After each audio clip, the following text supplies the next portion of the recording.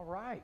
Great to see everyone this morning. It was I guess it was just a few months ago now that I was having an opportunity to teach and preach in North Arkansas. And the town's name, I think it was Mountain Home, Arkansas. They had a youth rally on a Friday and Saturday and a worship together on Sunday. And on Saturday, we had a question and answer period. And I did something very dangerous. And there were about, I think, 300 or 400 or 500 people there. So I just said, hey, if you have a question, just text it to me. And so I gave my phone number out to hundreds of teenagers. I've gotten some texts since then, by the way. I pleaded with them and said, listen, you don't send me crazy texts in the middle of the night. I would appreciate that. But if you have questions, right now, just feel free to text them in. And so for the next 45 minutes or so, we had a Q&A period. And I think it's interesting that even though I did not have the assignment of the weekend for talking at all about what I call the poster children of evolution, that being dinosaurs, and in my judgment, they have been used to teach, especially young people and kids, the theory of evolution more than anything I've ever seen. That particular weekend, I got 3 times more questions about dinosaurs, if I remember correctly, than any other question that I received. That doesn't mean I didn't receive and answer other questions, but more than anything I've ever seen, whether you think about apes or ape-like creatures or the geologic column, I suppose the geologic column and the alleged ages of the earth being billions of years old, that is extremely fundamental to atheistic evolution. And by the way, there's no proof for that whatsoever. And there's a good book in the back called Flooded that Dr. Jeff Miller wrote that is an outstanding treatment of that subject having to do with creation and flood science. And I think that young people and adults can learn a whole lot from that. But as far as just catching someone's attention and trying to, especially children, trying to get them to think about evolutionary theory being true, dinosaurs have been used for that more than anything I've ever seen. Just to give you an example, I think most people have heard of Bill Nye, the quote-unquote science guy. I might contend that he's more of the pseudo-science guy, but he said in a YouTube video that you can just probably pull up and just search on YouTube, he said this about evolution and about people not believing in it. He said, once in a while I get people that really or that claim they don't believe in evolution. And where does he go from there? And my response generally is, well, why not? Really, why not? I mean, here are these ancient dinosaur bones or fossils, as if seeing a dinosaur fossil somehow should immediately mean to you and me that, well, that means evolution is true. But seeing a dinosaur fossil no more proves evolution than seeing a shark fossil or seeing any kind of fish fossil or plant fossil like the ginkgo tree. The ginkgo tree that is fossilized in layers of rock that's supposedly tens or hundreds of millions of years old and that looks the same as it does today. There's a whole group of animals that people call living fossils. Think about that. That almost sounds like an oxymoron, right? Living fossils. And the reason they call them living fossils is because they look the same today as they did supposedly tens or hundreds of millions of years ago. Maybe that should tell us something about how evolution doesn't happen. That is, these broad changes where different kinds of animals allegedly evolve into different kinds of animals. Now, are there variations within kinds? Absolutely. Are there variations within the dog kind? All you have to do is look at look at some big Weimaraner or a Great Dane or look at a mid-sized bulldog and then look at a Chihuahua that I talked about last night, right? And Chihuahua, for those of you who weren't here last night. And you see there's a great variety within kinds, but there's no evidence whatsoever of evolution. Do you know what evolutionists tell us about whales? That the evolution of the whale, and this is supposedly like you're not supposed to smirk at this, you're not supposed to make fun of it. I was reading a book by someone who claims to be a sister in Christ, and she wrote a book on having to do with evolution, making fun of creationism and Noah's Ark and all of that.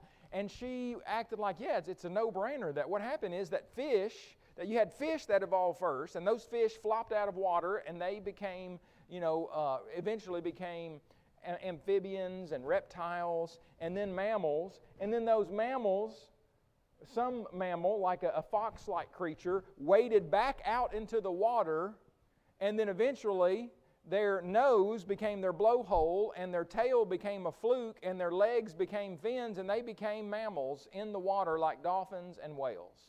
And we're supposed to look at that with a straight face like, yeah, that makes perfect sense. And so, the idea that, well, look at these dinosaur fossils.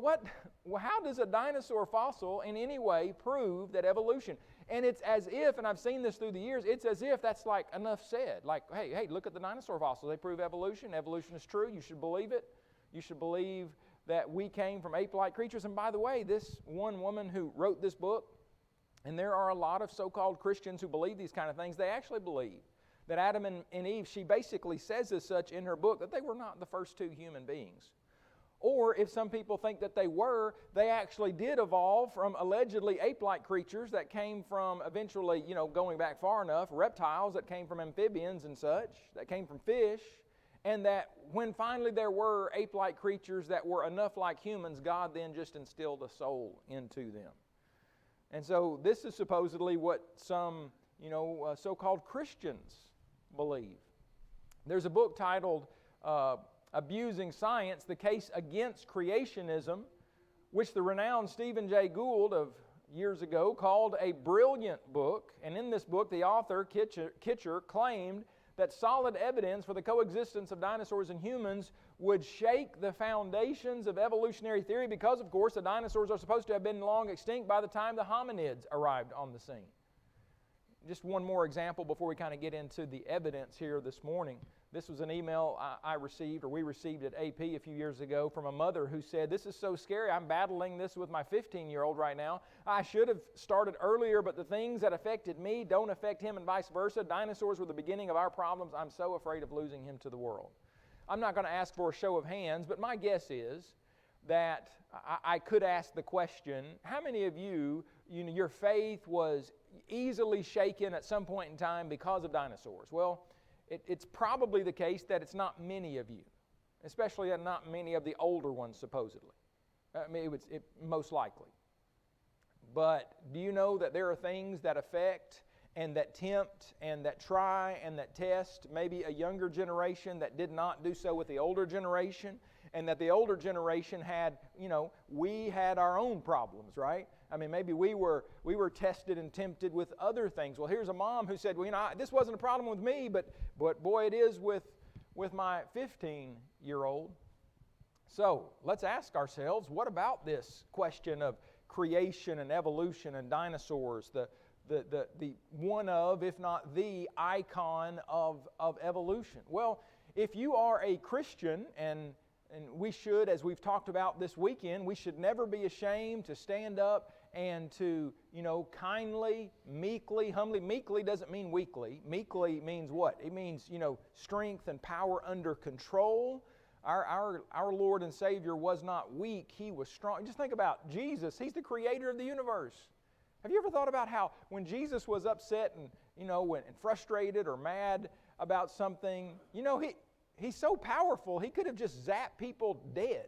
I mean, He could have done all sorts of, but He was power under control. I mean, all the times that the Pharisees and Sadducees were testing Him and tempting Him and trying to get Him in trouble with the Jewish authorities or the Roman authorities, can you imagine, what we would have done had we had the power of Jesus? I think I'm going to turn you into a frog. We would do silly things and inappropriate things, and Jesus was power under control. Well, as we think about having the truth, we think about having the sword of the Spirit, we want to wield that sword and carry it. We want to do it wisely, and we want to give an answer to everyone who asks us a reason of the hope that is in us with meekness and fear. Not the fear of men, but as Peter had talked about earlier in that epistle, the fear of God, understanding that we are God's and that we are His and He is our God, and we understand that He is the almighty, infinite, uncreated, all-powerful Lord whom we serve, and He is whom we fear, and that's how we go through life. And so it's appropriate for those who are Christians. I'm not suggesting that this topic is something that we we bring up, or that atheists necessarily, if an atheist comes up to me and says, well, Eric, tell me about dinosaurs. I mean, why do you believe that God created them? And why do you believe that they once inhabited this earth along with mankind during the week of creation? Well, I'm happy to have that conversation with them, but I eventually want to have a more important conversation with them, which is, well, let's talk about why you don't believe in God. But it might be that it comes from having an initial conversation, because this is a question that a lot of people have. Well, as a Christian who believes that God exists and the Bible is His Word, it's important, especially if I'm talking to other Christians, and there are a lot of Christians or so-called Christians who have serious questions about this. I was preaching in Northern Illinois several years ago, and there was a professor at the University of Northern Illinois who actually was a member of the church, and he picked me up at the airport, and I remember this from the conversation we had from the airport to his house. He said, Eric, I just have one question for you. He said, tell me about the dinosaurs. How do the dinosaurs fit into all of this? Well, from a biblical and, I would contend, a logical, reasonable standpoint, we can know that humans and dinosaurs once lived together on this planet. And what does the Bible say? Well, where are dinosaurs mentioned in the Bible? Well, as we've already talked about this weekend, the Bible is not a book necessarily of biology or astronomy or geology, and it's not a book of taxonomy. It's not a book to tell us about every animal that God ever created. Do you read about penguins in the Bible? Are you going to go to the Bible to learn about aardvarks or anteaters or a number of other specific kinds of animals? The Bible was completed 1900 years ago and was fully translated into English by 1535. The English word dinosaur was not coined until 1842.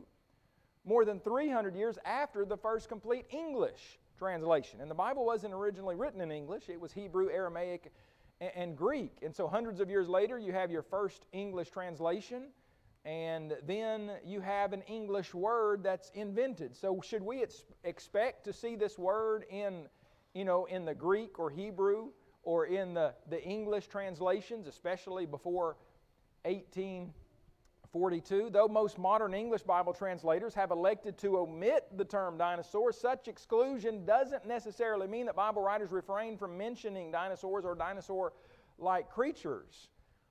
And if you would like to know more about in my judgment, the real likelihood that the animals that God was explaining and describing to Job in Job chapter 40 and Job chapter 41, you can read that for free on the Apologetics Press website at apologeticspress.org, or you can check out the book in the back, Dinosaurs Unleashed. But I think it's very possible, as God had spoken to Job about a number of real animals that we'll briefly mention, Lord willing, in the worship period, at the end of Job chapter 38, all of Job chapter 39, all of these just real animals, then he begins to explain, it's kind of the climax of God's speech to Job. He talks about two animals known as behemoth that had a tail that he could swing like a cedar tree. You know any animals alive today that have tails that you would actually say? I mean, he's impressing upon Job how amazing this animal is. And then the next creature you read about is Leviathan. Leviathan that had, basically, God says, there's no natural enemy of this animal. He is ferocious, he is vicious, he's a sea creature who can come out onto the land. He sounds more like what we used to call dragons than anything you have ever read before. Even could spew something like fire and smoke out of its mouth. And this is God speaking to Job about this, to impress upon Job God's omnipotence, omniscience, and His sovereignty over all of His creation. Whether or not they were exactly, what we would call dinosaurs, I don't know, but they sure sound like dinosaur-like creatures of some kind. But it's real simple. It's not really as complicated as Job 40 and 41 as far as whether or not those two creatures were dinosaurs or dinosaur-like animals before. I know they don't sound like, they just don't sound like anything that's alive today. They sound like some kind of extinct animal, and specifically a whole lot more like dinosaurs than anything else. But it's really much more simple than that. On day 6 of creation, God made land animals, and by definition, Dinosaurs are land animals by definition. Now, are there all sorts of animals that are no longer alive today? Have you seen any dodo birds around lately? I mean, any saber-toothed tigers roaming around any parts of the earth that you know of? Listen, I have not been to Australia, but I was on a campaign in New Zealand several years ago. I didn't see any saber-toothed tigers down there. I'll be going, Lord willing, to Tanzania in about 2 months or a month and a half, and you think I'm going to run it? You know, I might see a lion out there, right? Might see an elephant. But you think I'm going to see any saber-toothed tigers down in Tanzania? Probably not. They've been extinct for a while. Like hundreds and hundreds of other animals. And so, when were those animals made? Well, the forefathers of those animals were made, as the Bible tells us, on the land animals on day 6 of creation. And who else was made on day 6 of creation? Well, the first human beings, whatever they look like. And they probably didn't look like you or me. That is, they probably had a skin color that was maybe a little bit more neutral, not so light, not so dark, so that their descendants became, you know, darker in skin color and the same in skin color and much lighter in skin color. And that the first humans lived with what?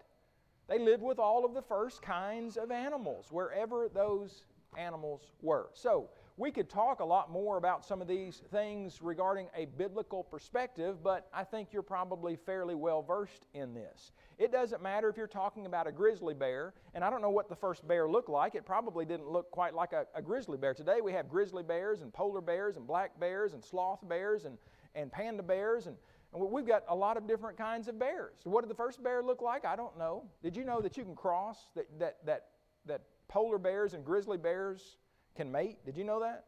That there was a bear a few years ago that scientists called, I guess they could have called it other things, but they called it a Pizzly bear because it was half polar bear, half grizzly bear. Well, are they the same kind of creature? Yes, absolutely. What did the first bear look like? I don't know, but Adam and Eve lived with it, as with all the other kinds that God created. For in 6 days the Lord made the heavens and the earth, the sea, and all that is in them. I was listening to a preacher one time on the radio. I don't know what his religious affiliation was, but he was reading Exodus 20:11, and this is what I recall his kind of his main thought about Exodus 20:11 was. That's too simple. It's got to be more complicated than that. And so, because he felt like it had to be more complicated than just in 6 days, the Lord made the heavens, the sea, the earth, the sea, and all that is in them. Then he came up with some kind of convoluted theory of how really this had to have happened over billions of years of time. Do you read that anywhere in the Bible? No. You know, even though God is omniscient and knows all things, and He could have written the Bible like a calculus book times 10, I suppose. I only took pre-calculus, y'all. I never got past that. I went to college as a math major, and I decided, in fact, I never took my first math class in college, and I changed my major. But God could have made the Bible a whole lot more difficult. But you remember when Jesus was on earth, who heard Him gladly? The Bible says, was it the highfalutin individuals who were looking for things to be as complicated as possible, or just the common people who heard Him gladly? You know, the common person can understand the Bible. Eric can understand the Bible. You can understand the Bible. And I can understand in 6 days the Lord made everything. Everything in the heavens, everything on the earth, everything in the water, everything He made.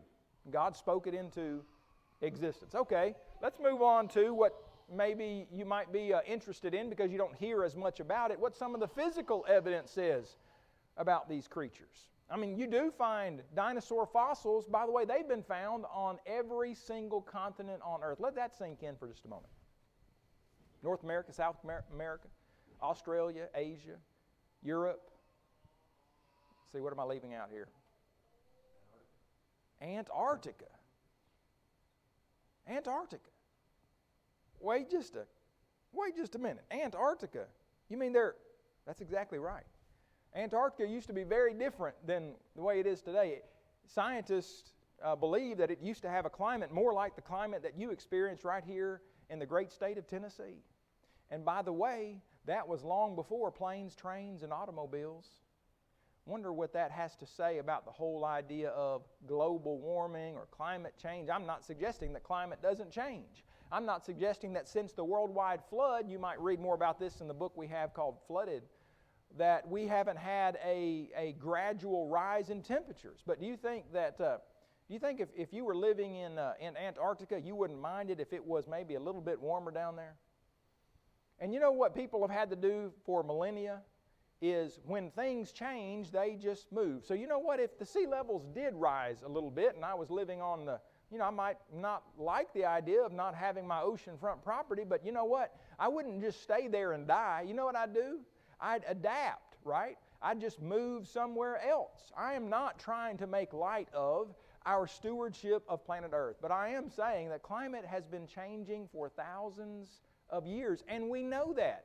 And even evolutionists, according to their evolutionary dating method, would say that yes, long before man came along with planes, trains, and automobiles, and coal-burning fires, and the use of gasoline and oil and all that, Antarctica used to have a climate more like this, and then there was one or more ice ages, they would say, and we still have a lot of ice down in Antarctica. And we know that there is fossilized, frozen vegetation, and even dinosaur fossils have been found there. Well, how old are these fossils?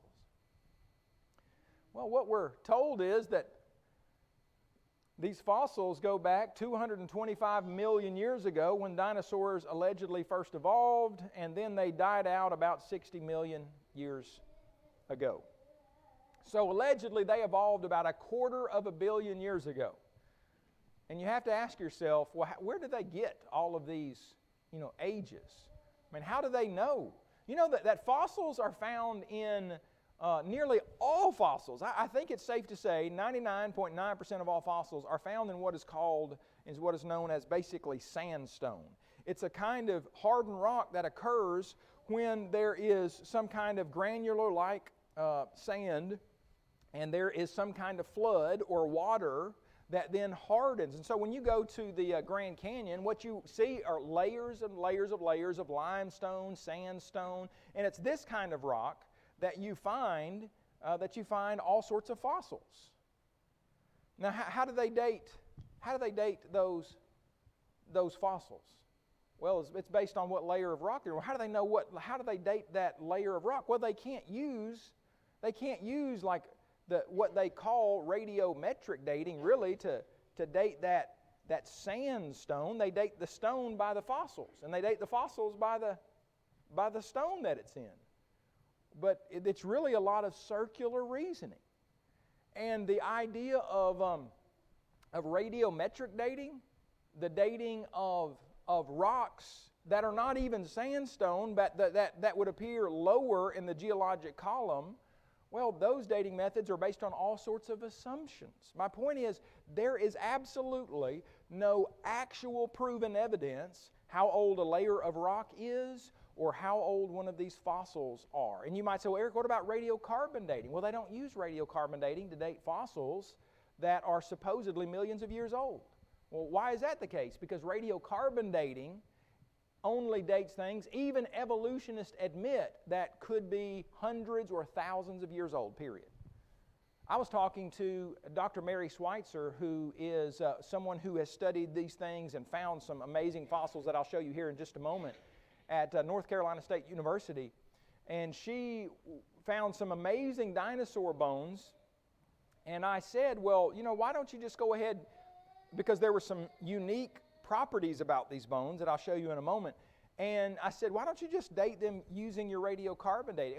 She said, what would be the point of that? Because if they did have any carbon in them, that would show that it was hundreds or thousands of years old, maybe tens of thousands according to their way of thinking. And she said, and we know these dinosaurs lived millions of years ago. So she wouldn't even use a dating method that would be much more creation-friendly, you might say. Not that it's not also based on a number of assumptions. Sorry about the messed up text here. Sometimes when you go from one computer to another computer, it looks a little differently. But just to give you an example of what we were told in the past about certain things that are supposedly just absolutely factual. You can go back to 1957 and read about how the only mammals that were alive during the time of the dinosaurs were small, mostly mouse-sized and rare, and how this was repeated in 2005. They were basically chipmunk-sized creatures. Or in 2002 in U.S. News and World Report, how, there weren't really any mammals that lived during the time of the dinosaurs unless you're talking about just, little rat-like things. This has been repeated, regurgitated for decades. Just mouse-like things.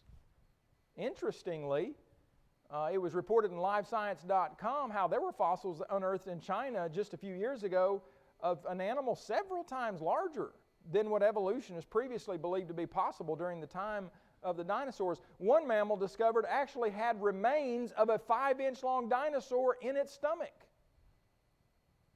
A little bit bigger than just little chipmunk-sized things. A year later, it was announced that a mammal that looked more like a beaver, that's a lot bigger than a little shrew or chipmunk or rat-like thing. In China, in a layer of rock that was supposedly, this beaver one unearthed, that was supposedly 164 million years old, which is 100 million, according to evolutionary dating ideas, 100 million years before most evolutionist scientists believed that mammals could swim or grow larger than a shrew. The discovery of a furry beaver-like animal that lived in the time of the dinosaurs overturned more than a century of scientific thinking about Jurassic mammals. The find shows that the ecological role of mammals in the time of the dinosaurs was far greater than previously thought. I just wanted to give you this example, among maybe another one or two, to say there are a lot of things that people have been told in textbooks for years that one find can just overturn. Let me give you an example from archaeology for just a minute. There was a book that came out, I think it was in 2008, about Nazareth, the town of Nazareth. And this gentleman who wrote the book, René Salm, he came out and said Nazareth was uninhabited in the time of Jesus. There was no Nazareth like you read about in the Bible during the time of Jesus. There is no archaeological proof of that whatsoever. The Jesus Nazareth is a myth. That's what he said. You know what happened 1 year later? 1 year later. He wrote this book like, hey, this is it. He had all sorts of compliments about the book, and 1 year later, a house was unearthed in a layer of rock that even skeptics understand goes back to the time, of the 1st century, proving that Nazareth was absolutely inhabited during the time of Jesus. You think that book's a very good seller today? You got to be careful saying, well, there is no proof that this ever, when you're talking about, you see, the absence of evidence when it comes to archaeology and paleontology and those kinds of things, the absence of evidence is not necessarily evidence of absence. I've not been everywhere around the world. If I say that, listen, there is no evidence that kangaroos actually exist. I've never seen a kangaroo. And any pictures that there have been that have, that I've looked at in a book of kangaroos, they're simply made up because I've been on a lot of different places, in a lot of different towns, in a lot of different parts of the country and world, and I've never seen a kangaroo. Well, that doesn't mean kangaroos don't exist, right? So we should be careful assuming that just because we haven't seen it doesn't mean it doesn't exist. Just to give you the example of René Salm and his great book on Nazareth that actually was inhabited. 1 year later was proven to be the case. And so what has happened so often with textbooks that children are mesmerized by oftentimes is, well, this is the way it is, and this is how the fossil record, and wait just a minute, actually that's not quite the way it is. Lobe-finned fish are some of the so-called index fossils in the fossil record that are supposedly millions of years old. And some of these fish are known as coelacanths. And allegedly, they evolved more than 400 million years ago and disappeared from the fossil record 75 million years ago. Think about that. We talked earlier about how evolutionists say that dinosaurs evolved about 250 or 225 million years ago and died out about 60 million years ago. And so there was a long period of time where evolutionary scientists were absolutely convinced that coelacanths evolved before and died out before dinosaurs. And why did they think that? Because, well, they knew them only from the fossil record. And they were so sure of these dates that they called them an index fossil, which means when you see that fossil, you can know that that rock must be somewhere between 75 million years old and 400 million years old. Index fossils. So here you would have your coelacanths allegedly evolving 400 million years ago. In Science News, we read years ago that fossil coelacanths, which were first discovered in 1839, for almost a century, paleontologists thought early coelacanths were close ancestors of the first vertebrates to walk on land. So some of the first creatures that allegedly, according to the godless theory of evolution, that flopped out of the water and became land animals. Coelacanths were once thought to be the missing link in the evolution of fishes to amphibians. I don't know where fishes came from. I know where fish came from, though. I'm not really familiar with using fish like fishes, the plural, but maybe you all can explain that to me a little bit later, right? Well, guess what? Guess what has been discovered still alive today? Coelacanths.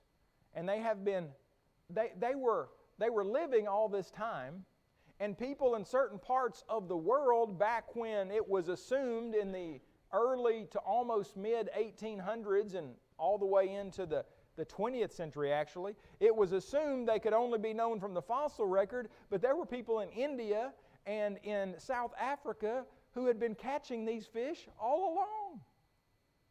So that one day a scientist was walking around, I believe it was near Madagascar or the southern part of Africa, where he saw that there had been some fishermen who had caught, by the way, these are generally more deep water fish, which you would think, why would a deep water fish become the missing link between fish and land animals?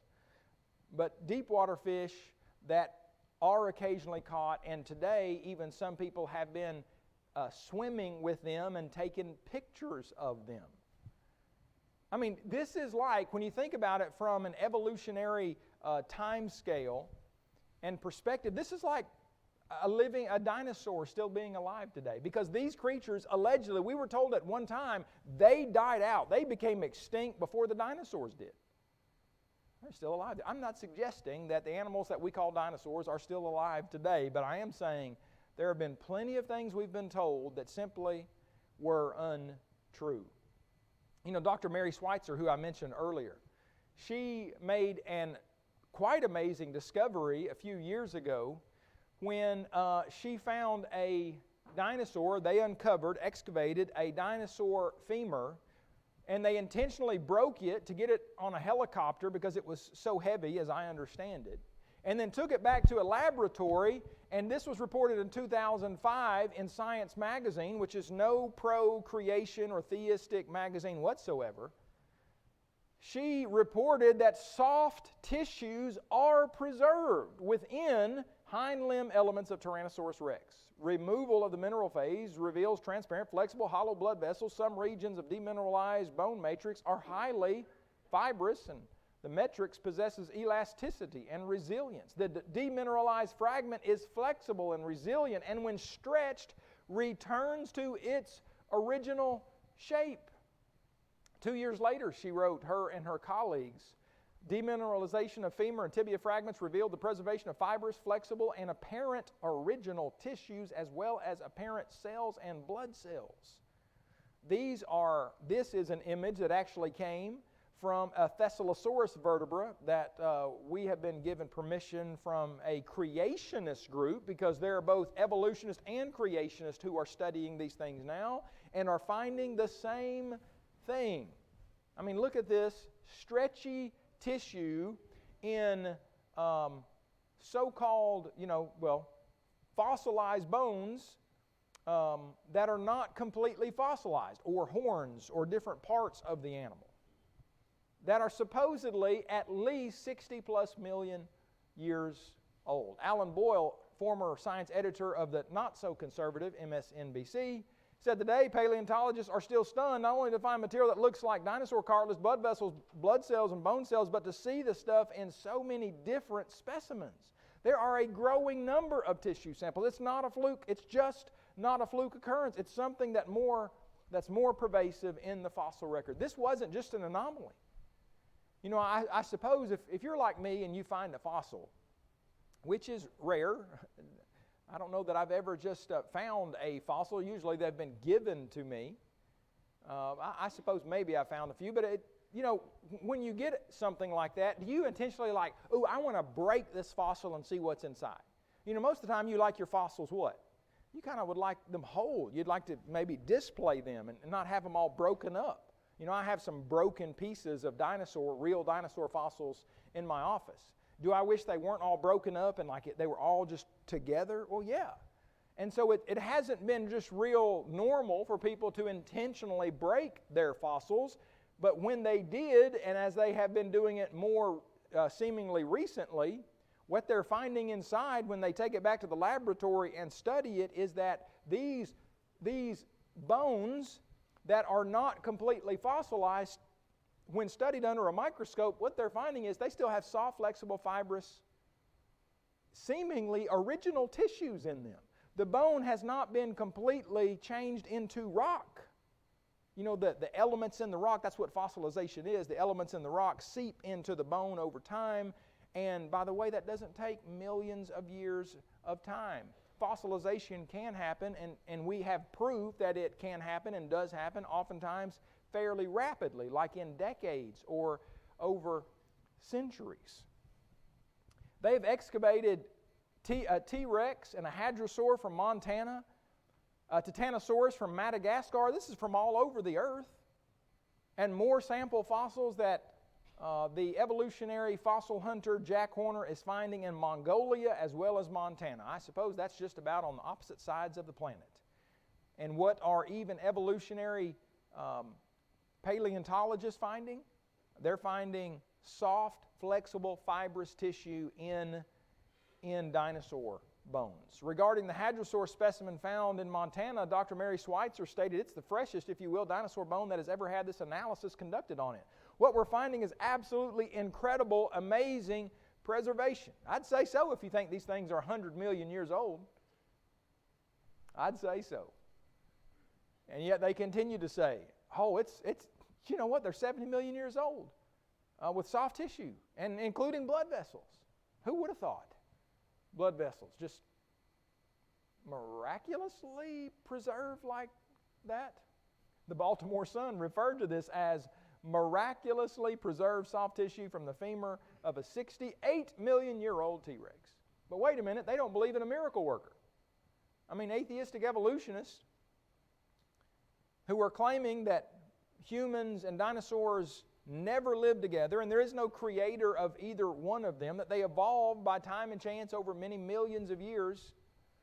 Well, how do you have a miraculous preservation of these things? You see, what they really know is it would take a miracle for this kind of thing to happen. Soft, fibrous, flexible, stretchy, resilient, fresh dinosaur bones. And we're to believe that's 70 million years old? Perhaps the fresh dinosaur tissue is actually strong evidence that dinosaurs are not anywhere close to 70 million years old. Truly, it's quite fascinating to me that this preservation has lasted a few thousand years. I mean, that's pretty impressive, right? But there's a whole lot of difference in a few thousand years and what? And tens of millions of years. I can't help but think maybe the Lord allowed us to uncover some of these things to try once again to get people to realize, hey, I'm telling you what my word says is true. This idea of atheistic evolution never happened. This idea of hundreds of millions of years of evolution from simple organisms into more complex organisms over time did not happen. By the way, these so-called simple organisms, I mean, when you think about a trilobite, the complexity of a trilobite eye that supposedly goes back and was very primitive hundreds of millions of years ago, it's quite complex. Well, how do you have such complex functional design? It looks like our time is just about up in Bible class, isn't it? Well, instead of showing any more slides, let me also say this. Sometimes we get the question, well, Eric, I see, okay, you say what the Bible says, you've shown us some physical evidence, and there's a lot more, by the way. I mean, the fact that human beings have talked about and illustrated dinosaur-like creatures that for thousands of years people call dragons. And you say, well, dragons are all make-believe, right? Well, do you know there was a dinosaur fossil that was uncovered, actually a number of fossils, that those who dug it up said, these were dinosaur fossils, and there's no doubt about that today. But they called the creature Dracorex. And you can go to the Children's Museum in Indianapolis, Indiana, and see this if it's still there on display, and I believe it is. They called the creature Dracorex, which means Dragon King. And there were a number of statements that those who excavated this creature said, hey, this looks more like a dragon than anything. Well, how can you have a dinosaur that looks more like a dragon? And why would you even say that? That's not to say that all so-called dragon stories are real, but the point is that there are stories of people seeing and living with dragons that are hundreds or thousands of years old that have been found all over the planet. There was an article that one very staunch evolutionist put out a few years ago that said that the flying dinosaur-like creatures, pterodactyl, pteranodon, quetzalcoatlus, and all sorts of other of those, long, reptilian, winged, flying creatures, he said they sound more like the dragons of European legend than any animal that is on the earth, or that we know has lived on the earth. Well, that's interesting. So you say they sound more like that. Well, maybe that's because people actually did see them and talked about them at one time. But some people say, well, Eric, I just don't see how humans could have ever lived with these animals. As we have our precious children coming in, let me just say this. I've had people, when we first came out with Dinosaurs Unleashed many years ago, they said, Eric, I can't believe that you were showing people living with dinosaurs. The artist of the book who illustrated many of the illustrations there, Louis Lavoie, I said, well, do you not believe what the Bible teaches? He said, yes, but I just can't believe this.